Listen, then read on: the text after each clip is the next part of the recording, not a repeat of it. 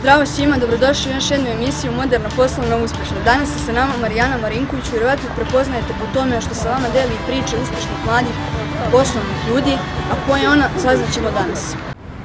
Ćao Marijana, jel možeš za početak nešto o sebi da nam kažeš? Zdravo svima, kao što ste rekli, ja sam Marijana, vodim organizaciju Privredni forum mladih. I šta je to nešto što ja radim jeste da pomažem mladim ljudima i usmeravam ih na njihovom karijernom putu, bilo da žele da nađu idealan posao ili da pokrenu neki svoj biznis i da realizuju svoje ideje. Kako si došla do svog uspeha? Ljudi često vole da govore o tome kako uspeh dolazi preko noći i to zaista jeste tačno ukoliko iza tog uspeha stoje godine i godine rada.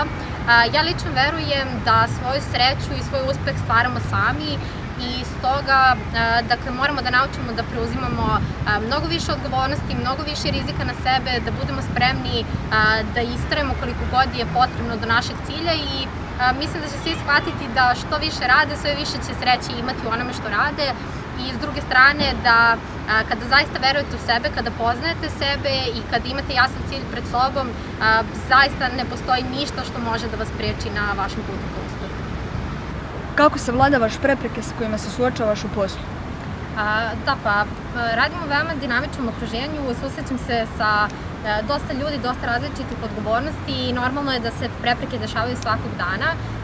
Prva stvar koju sam trebala da prihvatim jeste to da ću uvijek nailaziti na neke prepreke, ali sam naučila da ih vremenom doživljavam kao izazove i da je to zapravo početna tačka od koje mi počinjemo profesionalno da se razvijemo i učimo neke nove stvari. Tako da sada mogu reći da mi je čak i zanimljivo kada nailazim na prepreke i izazivam sebe iznova i prosto sada kada pogledam sebe iz ovog trenutka i sebe od pre par godina shvatim da neke prepreke koje su mi tada izgledale možda strašno, a sada nisu ništa u odnosu na ono sa čime se danas susrećem. Šta je za tebe idealan posao?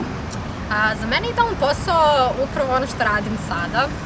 Iz kog razloga? Iz razloga što zaista imam priliku da radim sa velikim brojem mladih ljudi iz cele Srbije. Imam priliku da svakog dana upoznam inspirativne, ambiciozne ljude koji rade na svojim idejama i rade na svojim ciljevima.